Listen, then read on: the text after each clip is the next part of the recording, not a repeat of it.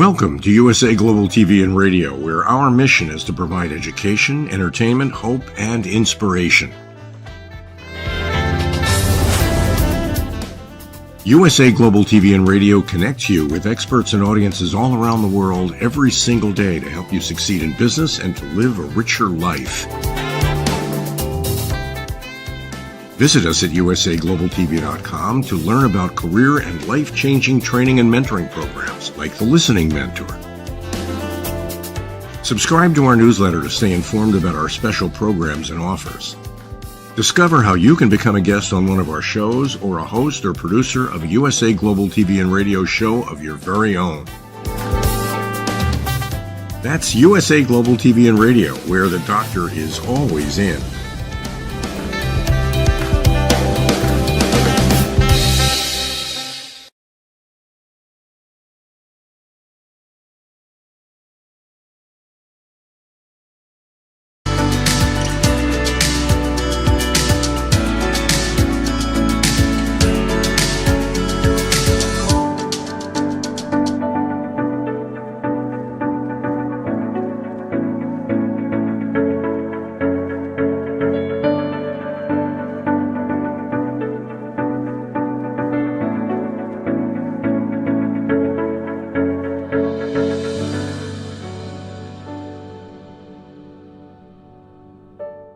Hello, beautiful soul family, and welcome to Weekly Wisdom and Insights, your home for spiritually guided transformation and empowerment. I am your host, Dearjames, and together with the unseen, spirit, source, and symphony, we listen to the intuitive wisdom of the unseen. We look at the current energies, we take your comments and questions live, and we go as guided. And without fail, the energies just keep building and building and building. And while energies are weekly, bear in mind, the unseen is consistently providing us with a greater arc, a greater story, and a greater opportunity for renewal, for direction, for connection to the way. Welcome, Colleen. So as you're joining, put in the comments, say hello, where you're joining from. And remember, we do take your comments and questions live throughout the broadcast. So let's jump in with the main theme. We're going to start there and then wrap everything around it. And here's this beautiful image. So our main theme is breakthroughs, breakaways. Mercury leads the way, charge. So Mercury leads the way and Mercury leads the charge. And you'll see in a moment, based on the astrological chart, why that is. And then again, we've maintained the beauty of this, this skeleton key, this butterfly key, this key of renewal, this key of rebirth, and how you are the key. And then the unseen had me change the backdrop, and it's of the dandelion, and yet in this very whimsical way of like the light piercing through, and how the dandelions, which represent when we make wishes, it's our hopes, our dreams, our wishes. And this beautiful, you see how the key is just like kind of like the dandelions are separating as we arc forward towards the light, towards this beauty of renewal. And so that is these breakthroughs, breakaways, how we break through, how we break away from what no longer serves us, and how Mercury leads the way, Mercury leads the charge. So this is our main theme, and what a beautiful one it is. And just to give you quickly, and welcome Lorna, welcome Elizabeth, welcome Ava. So breakthrough, a sudden, dramatic, and important discovery or development. So we're going to have in our individual and collective experiences, breakthroughs, sudden, dramatic, and important discoveries, developments, but breakthroughs. Breakaway, a divergence or radical change from something established or long-standing. Can you say patriarchal rule? Can you say the Piscean era? A divergence or radical change from something established or long-standing.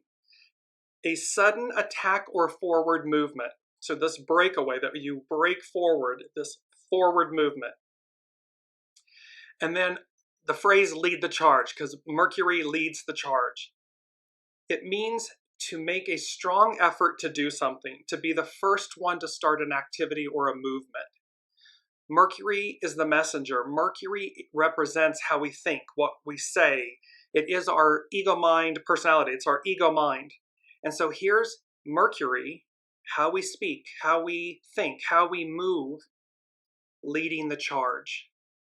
Leading the charge of this radical change and divergence, this way of being and thinking. Mercury, the messenger to the gods, is championing the charge, leading the way. And so let's take a look here at, it's very exciting. You can see my smile. I'm very excited about this because there are huge implications, and this is a huge storyline. And so that I want to make really clear up front. While we're in this week, these energies and its weekly wisdom and insights, and they keep building and crescendoing and telling us a greater story. And that's what's taking place this week, these energies, where we're not concluding something, we're beginning something.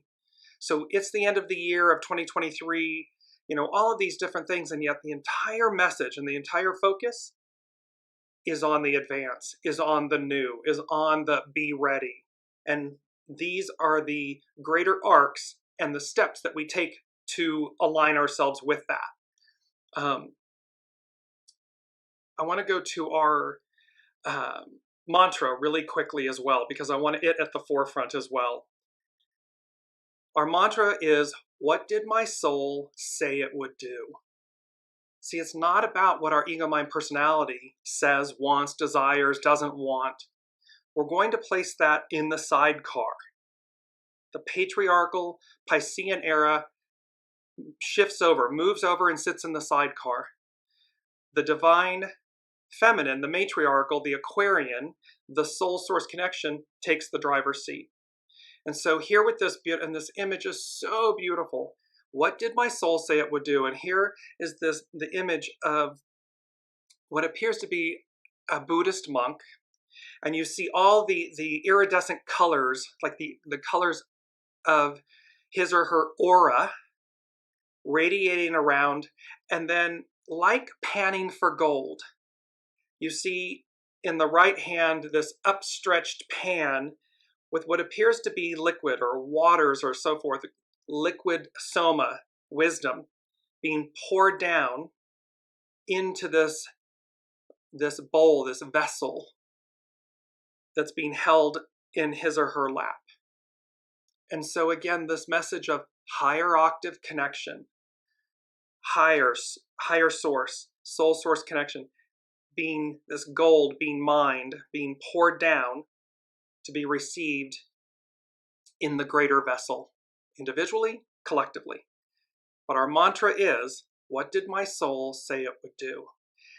And you want to keep asking that question of yourselves. Very important that we keep asking this question in any given moment. What did my soul say it would do?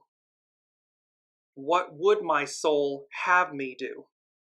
It's to consistently connect with your soul and ask that important question, because it will guide you in a much higher octave, much more expansive way.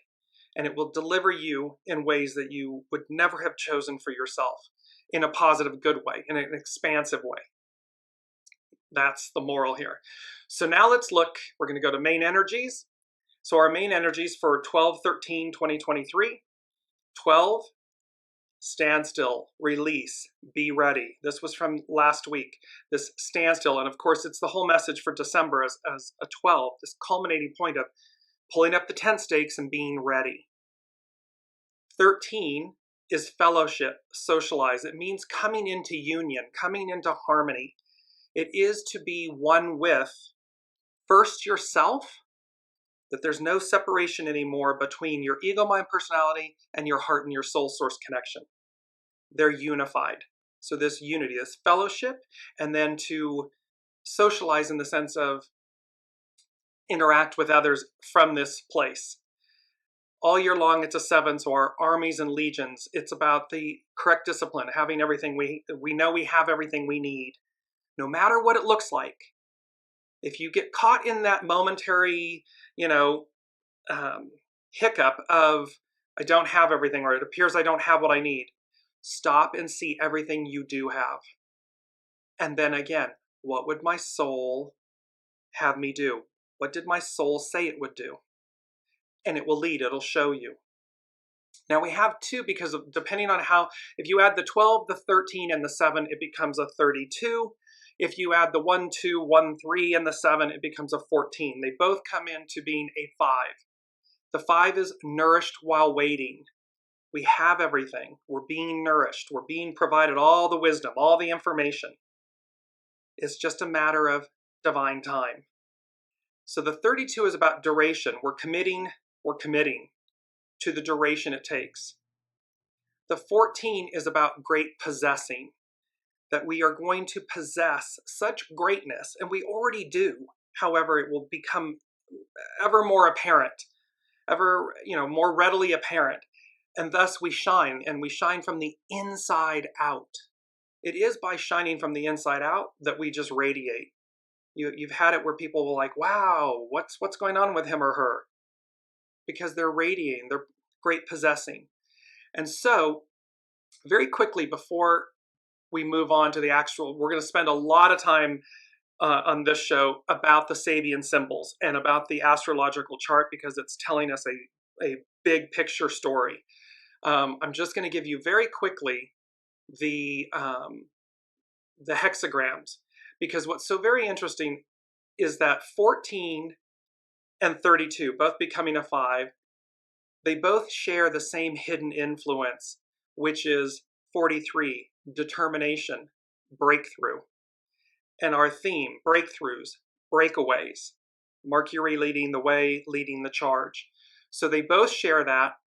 In hexagram 14, great possessing, shine, its hidden influence, or its underlining cause is union. See this coming together all next year, union, and discover what we're going to discover, the world before us. And then hexagram 32 is all, again, its hidden influence, determination, breakthrough, its underlining cause, 42, increase, expand. So this is about our increase, our expansion, our renewal, our rebirth, this advance into the world before us, the one that came before us and the one that is literally in front of us, before us, the one we're receiving. And you're going to see how that could not be more powerful and true based on the SABIAN symbols, the astrological chart. So, and last but not least, 13, hexagram 13, it is about fellowship, socialize, its hidden influence, 44, coming to meet. We've had this a long time ago in one of the shows. It was about this coming to meet. And it's literally this feeling of coming to meet our maker, the unseen, and this encounter, that we encounter it within ourselves and exponentially externally. And its underlining cause, no surprise, 7, army, correct discipline. So this army legions. So these are the 3 hexagrams. Now let's move to the actual astrological influences. So yesterday on 12/12 was the new moon. So the moon and the sun are conjunct. They're next to each other, side by side, at 20 degrees Sagittarius. Today, and it's really West Coast, the further west you are, it was actually yesterday. The further east you go, it's today. Mercury stations retrograde at 8 degrees Capricorn. And of course, anytime Mercury, so here's Mercury leading the way. And remember Pluto, so Mercury, Pluto, because Mercury will station direct on the first, literally 1/1 of 24. So we have these Pluto, Mercury going, being retrograde. Welcome, Sue. And this awareness that they're finishing up, they're finishing up business so as to officially advance. And that is the power. And what they said was, with this, the unseen said, with these energies, this greater arc of the story is the wait is over. So we've been sitting there pining away, waiting. And again, I don't want to cuss, but it looks like an S show out there in the world. Everyone can understand what the S stands for. It's like an S show when you look out at world events and what's happening. And I mean, it's just one hit after the other of craziness. Because, again, that Piscean patriarchal 2,000 plus year era is over. It's done. And we are advancing forward to the world before us. The one that came before and the one that is in front of us. Welcome, Brigitte. Welcome, Olivia. And so here, let's move into looking at, and pardon me, I'm going to put my specs on for a moment. 2 quotes we're going to work with before we jump into the meat of the show. The first one is, we are part of a tapestry of interaction, yet each individual fulfills their own destiny. This is by Carrie Hone at cafeosoul.com. The point, and look at this beautiful, like, cosmic dance of the universe in the image. So again, the power of choice. We are all part of a tapestry of interaction, yet each individual fulfills their own destiny. That is about choice. And so it is to remember the power of our choices. Our second one is this life in this beautiful, the northern lights, the auroras. Life becomes brilliant when purpose is a light that shines upon it.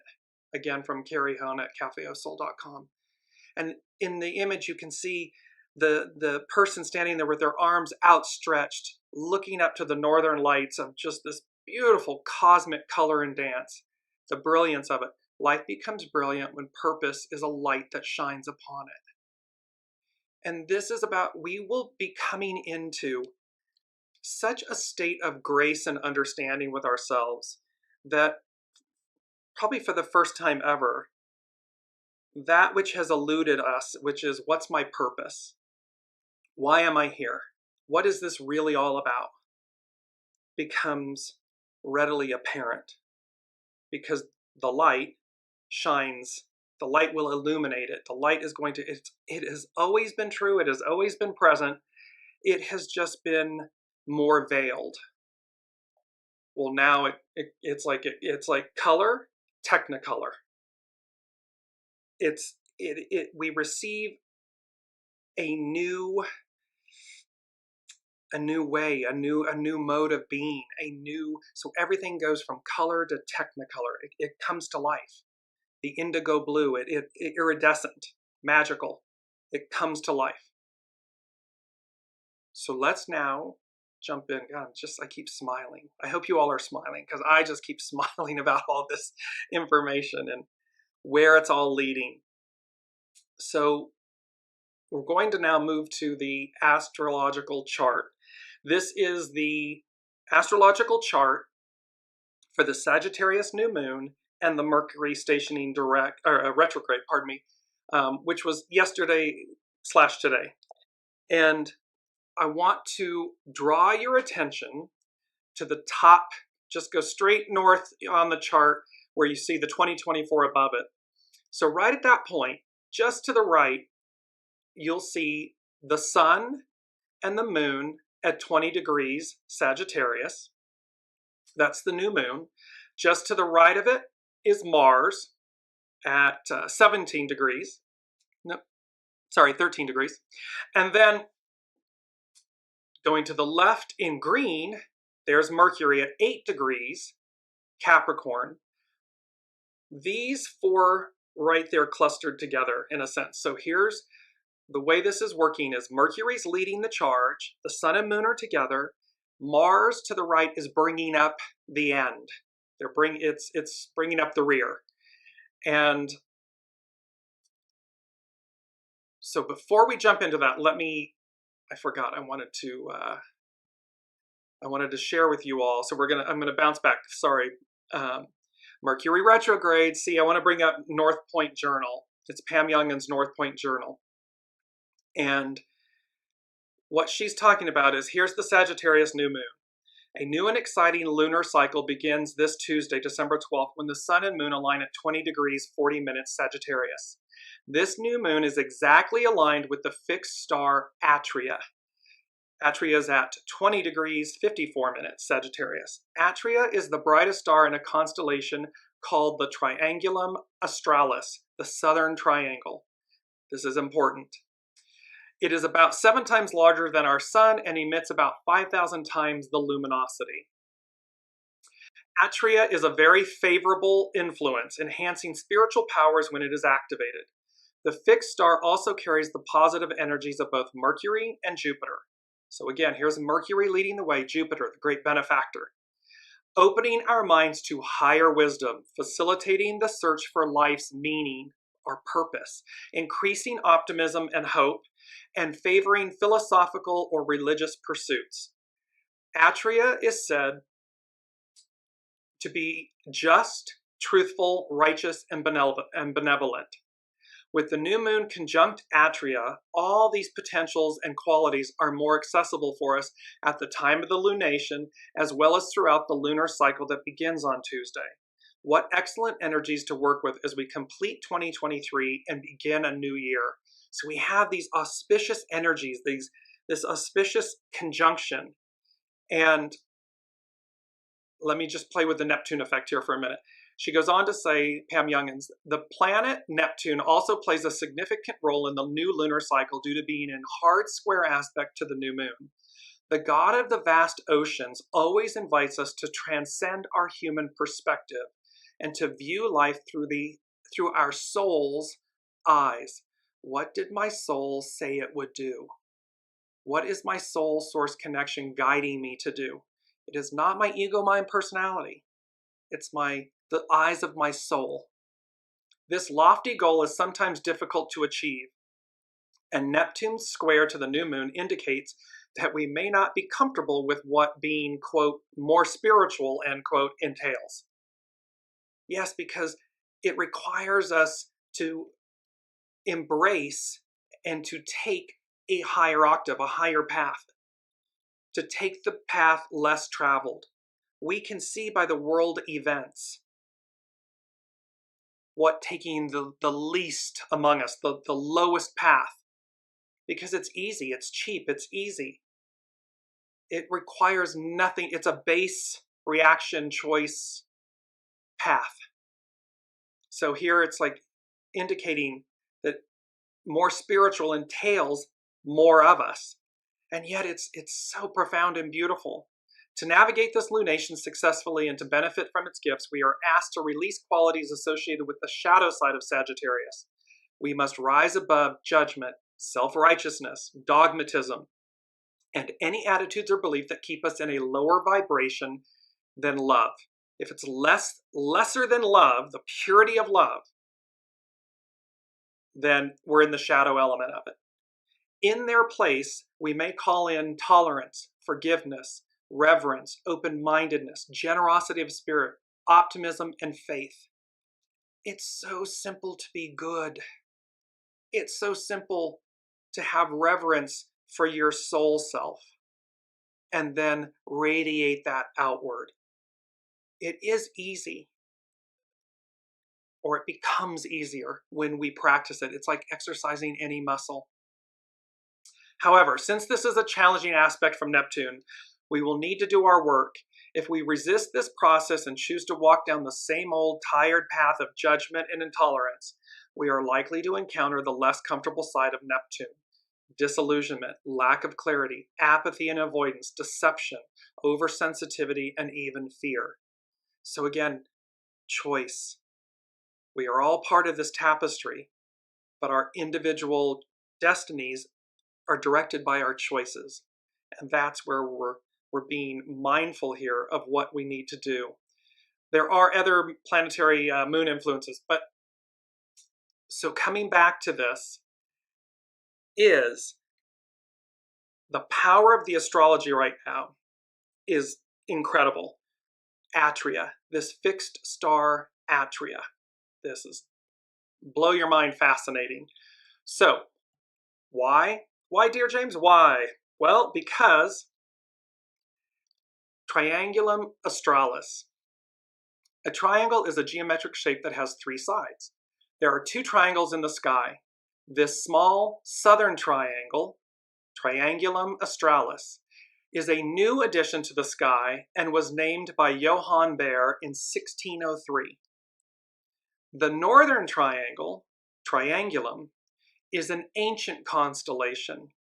The three brightest stars of Triangulum Australis are of second and third magnitude and form an approximately equilateral triangle.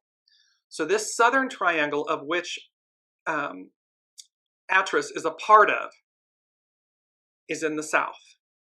The two triangles in the sky each suggest a trinity. Triangulum Australis, the southern triangle, was given the title the Three Patriarchs, representing the biblical Abraham, Isaac, and Jacob, suggesting a masculine trinity. The word patriarch has its counterpart in matriarch. The northern triangle, Triangulum, has feminine associations in mythology. So we have this conjunction with this southern triangle, with this fixed star that's in the southern triangle, that represents the patriarch, the divine masculine. What's so very interesting? The show on November 29th, 2023, Unity, the world before us. And they spoke about Abraham. Remember, the gates of hell or the gates of heaven? Choose. And it had to do with Abraham, Ishmael, Isaac, Jacob. We had a further discussion, Olivia, in the comment threads on Facebook about who in the Israelites from Exodus were received the promised land, were able to enter. Jacob being one of two that did, of the first generation. And so it is to remember. So there's this aspect playing out. And then we go to the northern triangle and three patriarchs. So the southern triangle was called the Three Patriarchs and might be a masculine trinity. The word patriarch, pa-tri-arch, has its feminine counterpart in matriarch, which can be broken down into the three mother archetype. A mother who rules her family or tribe. The northern triangle, Triangulum, has feminine associations. It represents the island of Sicily and was put in the sky at the behest of Demeter, Roman Ceres, or as a wedding present to her daughter, Persephone. The 1129 show, Unity, the world before us. This X marks the spot. Let me just bring this up really quick, this beautiful image. X marks the spot, the butterfly. This not missing the mark. Here it is. And how a restoration of balance. And it had to do with Ceres, Demeter, and Persephone. So you can see that we're building here. These are connecting and building. And just for everyone listening, this is not Dearjames sitting down, being incredibly knowledgeable or, doing a lot of research. The unseen comes to me, I write it down, and then they show me the connections. That's the power of this for everybody that's been a part of this journey. I just want to be like, it's not me. It's the unseen. So with this, and then also, so the three goddesses that represent the northern triangle are Demeter, which is Ceres, Persephone, and then Hecate. Hecate triformis, three forms. Hecate trivia, three ways. They are seen as the feminine trinity. It's the northern triangle. It's the ancient triangle. So the northern triangle, divine feminine, ancient. The southern triangle, divine masculine, newer. The world before us, the one that came before us, the one that we are receiving, that is literally in front of us, where the divine feminine led, ruled, was revered, and the beauty and the equanimity and the nourishment and the wholeness of that experience. That is the power of these. So now let's move to the show notes. And the show notes are telling us what the SABIAN symbols are. So we're looking here, we're going to work with Dane Rudyard's SABIAN symbols. It's the astrological mandala. And these, by the way, were intuited by a woman named Elsie Wheeler in San Diego in the 50s, in the 1950s. So the first one up, so again, remember this chart. We're looking at the astrological chart with Mercury leading the way, the sun and moon together, and Mars bringing up the rear. And the first thing is, so the SABIAN symbol that corresponds with Mercury is this beautiful, let me bring up this first beautiful image for you. Here we are. An angel carrying a harp. The revelation of the spiritual meaning and purpose at the core of any life situation. See, spiritual meaning and purpose is going to be illuminated individually and collectively. This picture simply says that heaven is within us. All we have to do is to be open and listen to the total harmony of life, a harmony in which we play a part that is necessary to completeness and meaning of the whole.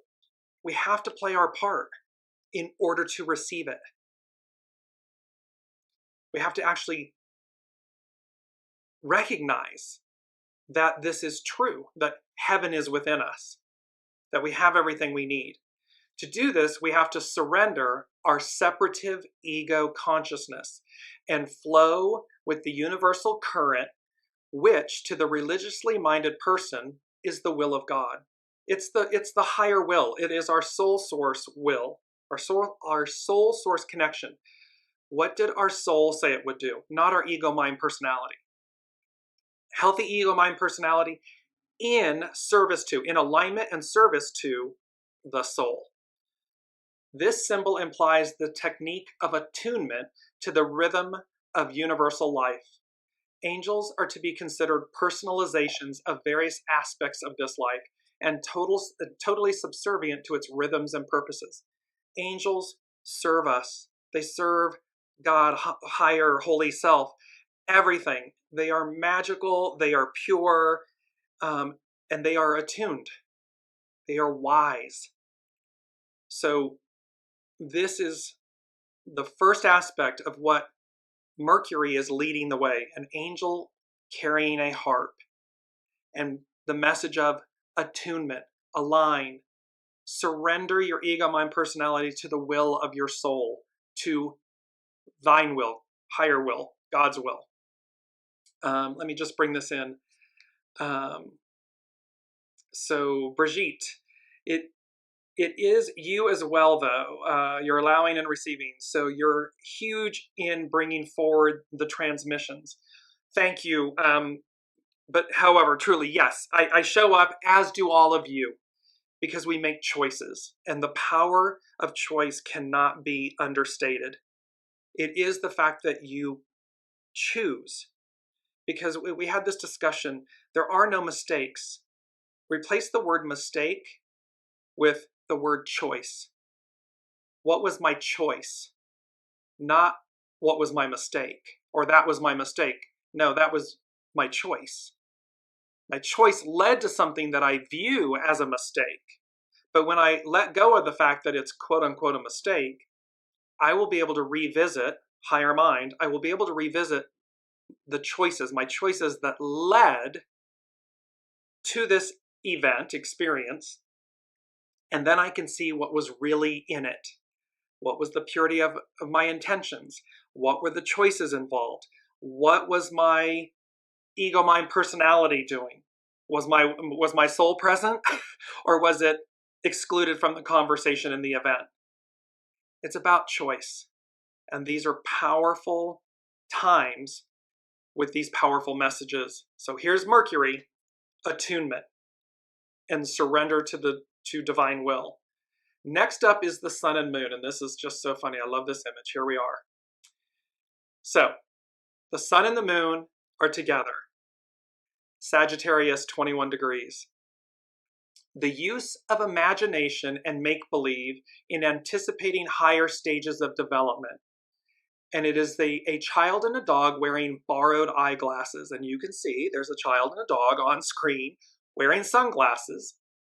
And it says, this rather peculiar symbol seems to imply here that by imitating features belonging to a level of consciousness as yet reachable, it's the world before us, it's arriving. So it belongs to a level of consciousness as yet unreachable. We haven't yet reached it. The process of growth may be accelerated. Eyeglasses symbolize intellectual development. The chiefs of primitive tribes in some instances have sought to impress their people by wearing spectacles without glass or Western hats, simply because these objects seemed characteristic of a race of superior people. So they will say, oh, the librarian, you look smarter when you have eyewear on. Or a hat might denote authority or a bishop's mitre, which is coming up. In the image on screen, the dog is wearing what appears to be a law enforcement officer's hat, both wearing sunglasses. This is similar to the process of growth by identification with a master or guru. In a sense, it is mere pretending or make-believe.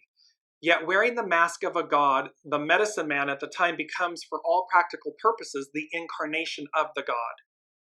See, so growth is always a hierarchical process, even if the growing entity is not aware of it.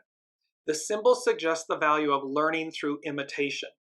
This is about blessed are those who believe but do not see, meaning we're imitating the fact that we know a higher octave, a new era is arriving, is present. There's a whole new world before us. It is not the old one. We can see the old one falling away, crumbling. And so this is about, in essence, easily said, fake it until you make it. Fake it meaning show up, align, be ready for the time to come. That's when it comes together.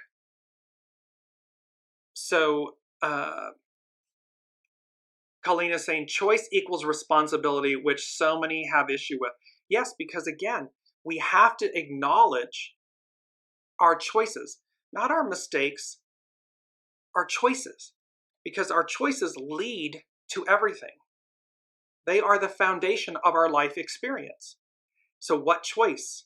Am I listening to my ego, mind, personality? Am I in shadow elements? Or am I in higher octave, aligned with my soul source connection, thine will, the way, and thereby my choices lead to a different outcome, different experiences. The greater moral with that, Colleen, and for everyone is that come what may, there is, the arc of destiny is forward. There is a higher power, higher hand, higher octave that is the master weaver. And we are each a thread in the overall tapestry. Our individual choices determine our experience. However, the experience, the greater story, the greater play, the set, that's determined by a higher power, a higher source. Okay, so now we move to Mars. Mars is bringing up the rear. So Mars is at 14 degrees. So the Great Pyramid and the Sphinx. The enduring power of occult knowledge. Occult means wisdom, unknown, unseen. It's occult. Occult knowledge and of its quasi-divine custodians. Seed men of a previous cycle of existence. We've said this many times. We all stand on the shoulders of giants. We all stand on who came before, our own incarnations of ourselves, of who we were before, the whole of the whole. So the enduring power of occult knowledge, wisdom, and of its quasi-divine custodians, seed people, seed persons of a previous cycle of existence. Remember, Master Jesus says to the apostles when he reappears after the resurrection, you ask where you're going without knowing where you've been. This speaks to that. The belief in an oral tradition based on the perfect knowledge of the archetypal principles and forms which underlie all manifestations of life on this earth and by extension in the cosmos is deeply rooted in man's consciousness, meaning we're aware of it. Whether it's conscious or unconscious, we're aware of the totality of our greatness, of what's come before us. The Great Pyramid and the Sphinx are witnesses to such a tradition, especially for the Western world. The symbols imply that such an archetypal knowledge remains the foundation upon which men's minds can still build solid and valid formulations, as new evolutionary developments are pending. See, we stand on the shoulder of giants. We stand upon what has come before us as new evolutionary developments are pending. They're coming forth. This fourth stage symbol suggests that this occult knowledge and the traditional process of acquiring it is still available, and that by accepting their principles, modern man-womankind can best meet the challenge of the present world crisis. See, we can meet it by knowing where we've been. We can meet it by understanding the greatness. To this day, our generation in 2023, 21st century, still cannot accurately articulate how the Giza Plateau, the three Great Pyramids, the Sphinx, how was this done? Because we still can't replicate it. We still can't explain it. So it would say to us, stand on the shoulders of our greatness, of who we were before. The symbol, interpreted from a personal point of view, points to the greatness of a soul's past achievements and the value of trying to re-evoke this past. See, we have everything. Heaven is within us. We are this. We were this before. What is revealed is the power of spiritual ancestry. It's not getting in the mud and the minutia and the ego mind, the shadow of the ego mind personality. That's not the answer. Look at where that's gotten us.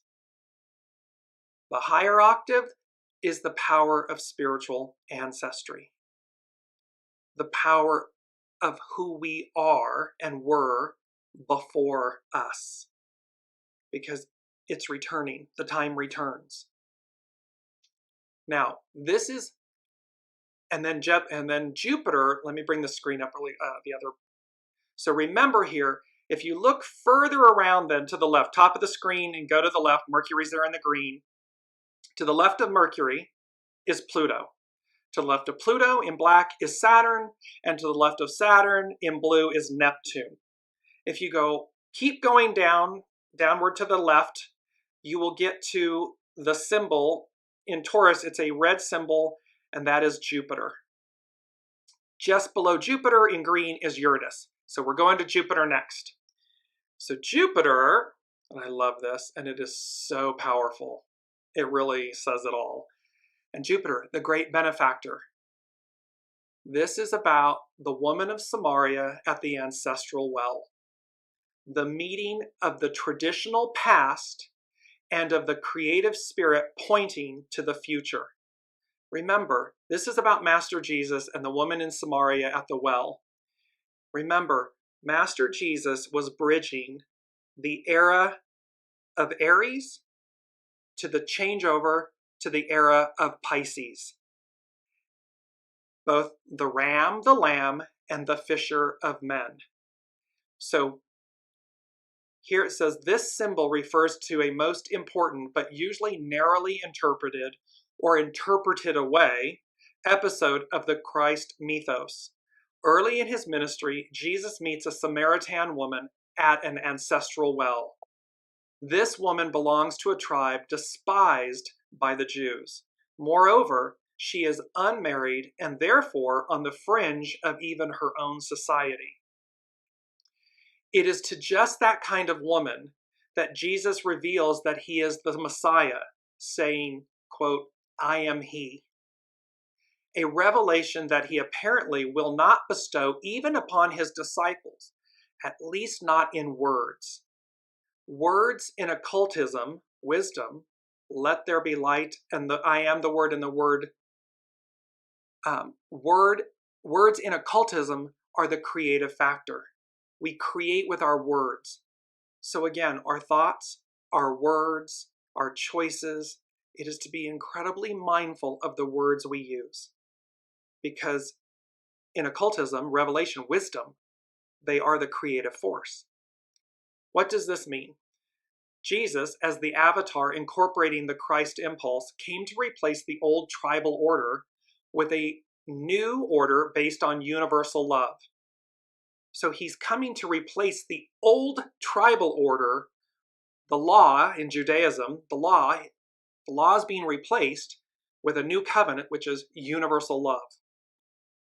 It is not to representatives of, or even to men still attached to, the old order that Jesus could reveal his spiritual, evolutionary, and society-transforming status. They had instead to reach a point where they could discover his avatarship, as did Peter just before the transfiguration scene. So see, we can see the same thing happening right now, 2,000 plus years later. He comes because the tribal order, the old order is going away. He represents the new order. And they weren't having it. Some were, many were, but there's, two camps. Those that want things to stay the way they are, the way they were, and those advancing. But to the woman of Samaria, who in her openness to love's urgings had already repudiated any narrow subservience to the old order, Jesus could reveal his function. The highest meets the lowest when this lowest is free from traditional bonds and open to love. Meaning, when we don't subscribe and succumb to dogma, to control and oppression and so forth. When we remain open to love, we can receive what the new is.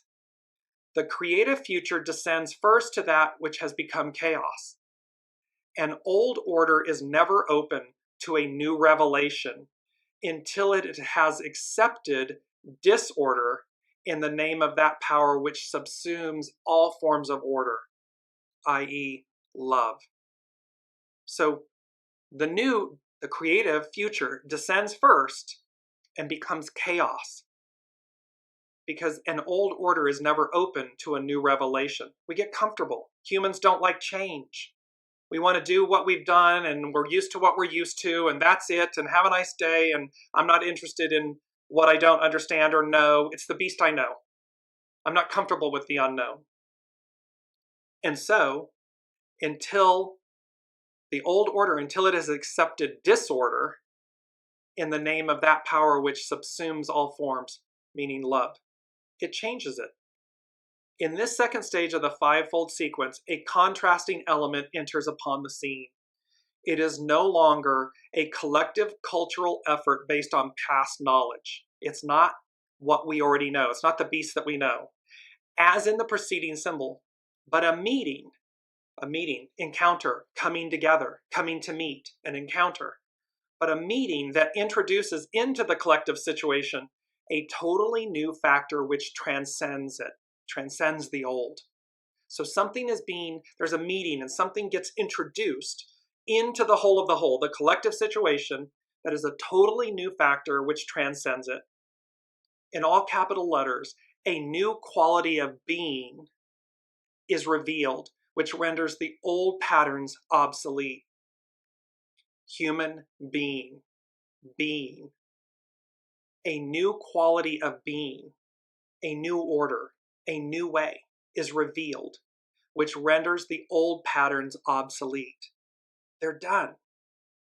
And it's with great reverence that we should, namaste, I bow to the divine in you, to say thank you. And then next.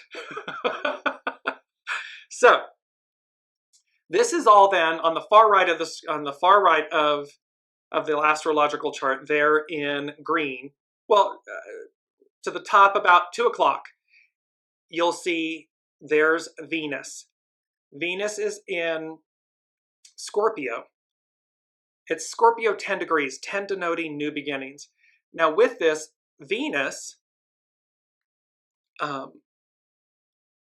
it says a fellowship supper reunites old comrades. So this is in opposition to, so Jupiter, here's Master Jesus at the well, and we're opposite Venus. It's in opposition to Venus, divine feminine. And she's saying, and the Sabian symbol for this is 10, a new beginning. It's about a fellowship supper reunites old comrades, souls, old comrades. The overtone of human relationships based on a community of work or experiences. It is, so in essence, what this is saying is we're in opposition to this unity, to this fellowship. The Last Supper, fellowship supper reunites old comrades, who we were before. And it says, wherever this symbol appears, it suggests the importance of establishing or strengthening links with those with whom one has shared or can share living experiences. The value of comradeship is emphasized. There's a beautiful, look at this beautiful image for this symbol. This wooden boat, so powerful. Again, Master Jesus on the Dead Sea, administering, ushering in, preaching, if you will, of the way, the new covenant, everything that's before us. And it's this beautiful ship. This is from, it's a memorial that's in Australia is the image that you're looking at. And these beautiful wings that come up to join together. And remember, last week we had, with Venus, a house raising party in a small village unless the neighbors' cooperation, comradeship, cooperation, unity, and how the old order is bumping up against the new order. It doesn't like it. It doesn't want it. It's doing everything it can to hold it at bay or reverse it, which is not going to happen. So we next then move on to Uranus, and Uranus expecting the unexpected. Uranus is the higher octave of Mercury. Mercury's leading the way.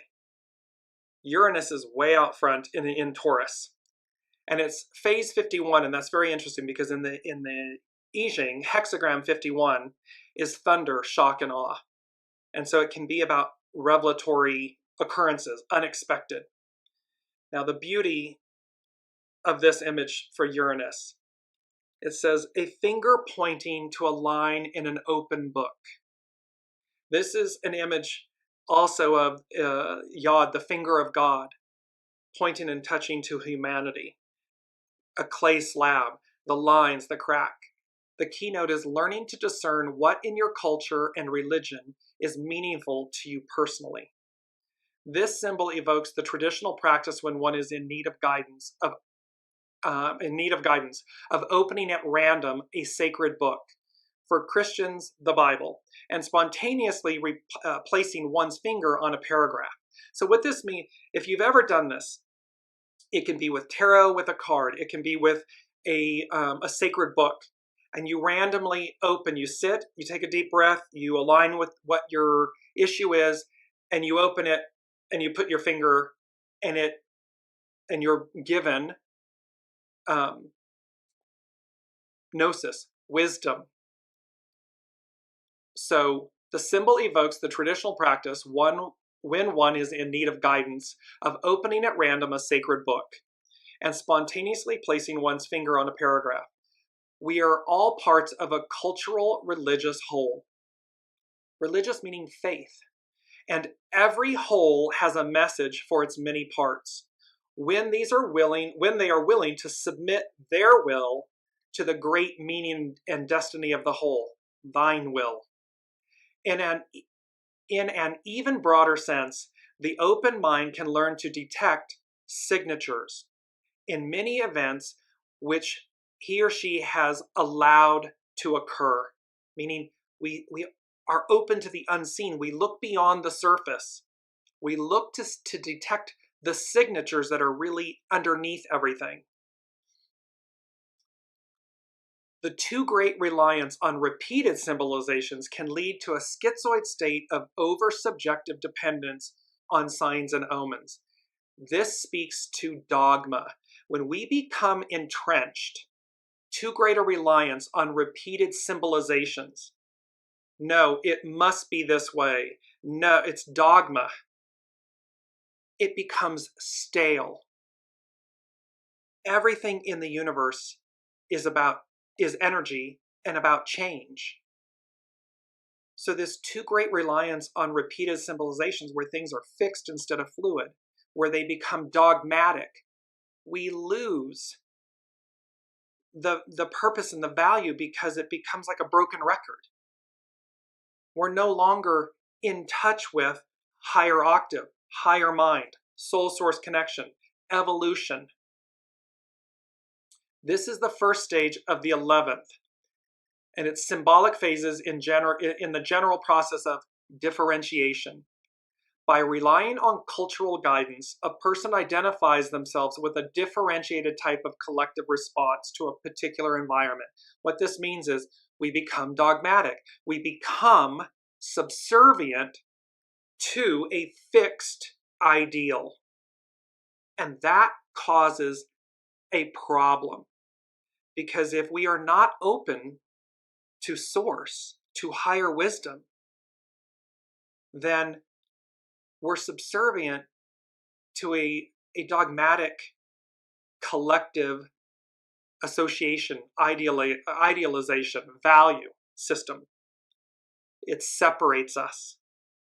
No, I mean, we discussed this. Look at how at the Church of the Holy Sepulchre, it's Christian. There are multiple Christian denominations, and they get into fights with themselves because one swept over a square because, no, that's our area, not your area. Why? Why? Why? We're all part of the whole. Why would we not act in unity with our brothers and sisters, our fellow humans? Remember this powerful, powerful quote. When closely related things do not harmonize, misfortune is the result. Dogma. We are all closely related. Abraham, Ishmael, Isaac, Jacob. We're all closely related things, beings. And yet we've lost the plot line. So let's move to Pluto. Pluto, a woman reading tea leaves, the ability to see the signature of hidden meaning in every occurrence, drawing one's attention. We have sought this over and over again. This symbol can be referred to a specific technique of understanding or evaluation. What is implied is the ability not only to perceive the facts of everyday existence, but to see through these facts and discover how they are related to the realm of basic meanings and the archetypal processes, is related to the greater whole. What's below, what's beneath, what's within. This is essentially what is meant by true clairvoyance, the capacity to see in everything the signature of deeper realities. It's to see the signature of the higher tapestry, the higher mind, the will, thine will, the way. Next, we have two left. Saturn, a squirrel hiding. And in this, remember, these three, let me bring this up really quickly to explain this. When you see there on your top left, pardon me, Pluto, Saturn, the great teacher, is in the middle. Pardon me. And just below that, Neptune. So we're arcing here with Pluto is the clairvoyance, the higher mind. This is where we're going. You know, Pluto again is moving into Aquarius, first time in 246 years. It's going to be about higher mind, clairvoyance, this wisdom, higher wisdom, gnosis, the occult wisdom. Saturn is a squirrel hiding from hunters. The individual's need both to ensure his future subsistence and to protect himself from aggressive social elements. We had this symbol in one of the two previous shows. The squirrel not only has to hide and store food for the winter, but to be on the lookout for the dangers involved in gathering the food supply. This is telling, and we are the squirrel. We are out harvesting our nourishment, whether that's literal food, clothing, shelter, wisdom, how we go about life, and the social processes that are involved, the dangers that are involved. Social processes always cast strong shadows. The individual is never certain of being safe among their fellow person. Once the process of individualization with its negative aspects, competition, social aggressivity, and greed forces the breakdown of the organic tribal state of humankind. See, once we depart from the soul source connection, from the wisdom of the unseen, and we're in ego, mind, personality, game over. We fall into the shadow. The beauty, we're moving forward. We're advancing.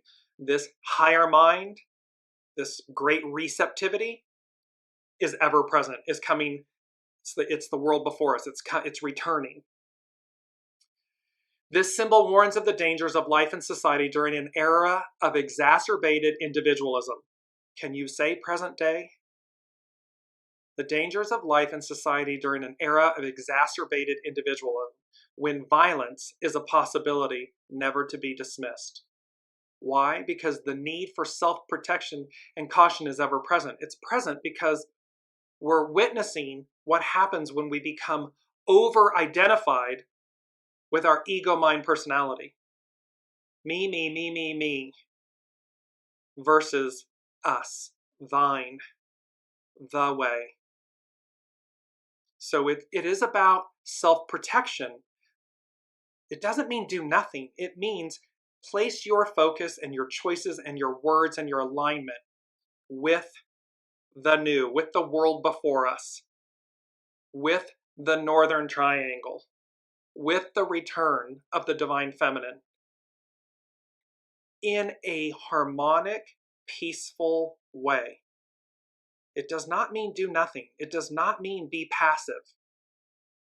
It just means you can respond, not react. You can be proactive. You can be aligned and your focus is on everything that you wish to be, create, and receive. That's what this means. Last but not least, beautiful symbol. This is Neptune. And remember, this is Neptune's playing a role, the Neptune effect that Pam Youngans was speaking to. A religious organization succeeds in overcoming the corrupting influence of perverted practices and materialized ideals. A religious organization. That can literally represent, in its literal form, can mean and represent religion, organized religion, whatever the religion. However, remember, a religious organization can also represent us, humanity, our individual and collective selves. Why? Because the keynote is the power of the soul to intervene in the personal life and to induce necessary catharsis. The necessary centralization of the conscious attention and will symbolized by the preceding picture most often bring negative results. Again, we're speaking to exclusivism, pride, jealousy, greed for power and wealth.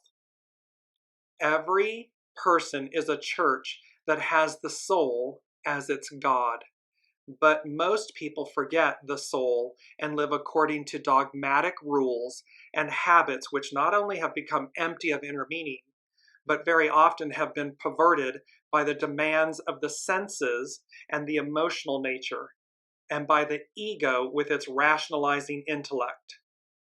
A purging or catharsis is needed to restore not only fresh and creative spontaneity, but even more the contact with the soul and the God-ordained Dharma. This is all about Neptune purification, this resetting, and this realization that we are our own organized religion, and the need to overcome. It doesn't have to be literally an organized faith religion, an institution. We are that as well. This symbol leads significantly to the series of 5 symbols, which concludes a vast cycle. The vast cycle, pardon me, because the final consummation of the process of actualization of the potency inherent in the original creative act, it's very wordy, I'll break it down, requires moments of crisis and purification. So what this is saying is, this concludes the vast cycle because it's the final consummation of a process of actualization and the potency that's in the original creative act, creation. And it requires moments of crisis and purification, cleansing, review, looking back at 2,000 plus years to see what we've done, where we've been, before we know where we're going. So these are it's powerful energies. I hope you all are receiving that from these Sabian symbols. I'm going to post everything for you in the Facebook show threads. This is a magical time. It is a powerful time of transition, of change, of moving into a fluid and era, Aquarian age, the world before us, the one that came before, the one that we still can't explain to this day, is what's before us. So, in closing, let us all be kind with ourselves. Our choices have led us to this point, literally to just be here. And I'm mindful of the time, and we're going over it. This is a big episode, a big show. The beauty of it, the absolute beauty of it, is that we are not defined by who we are or were in a negative aspect, and we have available to us, in that same manner of not being defined, the greatness of who we were. It is about releasing what doesn't serve, bringing about the choices, bringing about aligning with everything that does, the best of the very best, and allowing these choices that we're making, to align with the greater tapestry, the greater story, the greater arc of destiny. We, I, me, you, all of us will either be in alignment with that to whatever degree. However, the point would be that we are in alignment. We are open to it and we are in alignment with it, or we are in opposition to it. All divine, it's all divine and neutral. It's all based on choice. And it represents the experience we will have, that each of us will have. Make no mistake, though, the arc of destiny moves forward, and thereby the world before us is the Northern Triangle, the Divine Feminine, the Matriarch, and the absolute beauty and purity and grace and devotion and love and goodness and kindness and equanimity and equality that represents. It is for us to bow to the divine masculine. Namaste. I bow to the divine in you and I say thank you. And I ask, you're speaking to yourself and others, and I ask that you willingly come along, surrender and come along. Because they, yin, yang, the void and the light, they are meant to be, and they are, in their purest form, harmonic and pure and balanced. They work in unity and service with one another, for one another. That is this moment. That is this age. That is this new order. And that's where we are.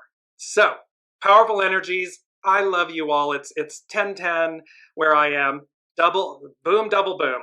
Tens, new beginnings. I'm so excited for us all. Be well, be kind with yourselves and others, be proactive, not reactive, and we will see what the messages from the unseen Spirit, Source, and Symphony are for next week. Until then, love you all, be well, and I will address all the comments in the show threads.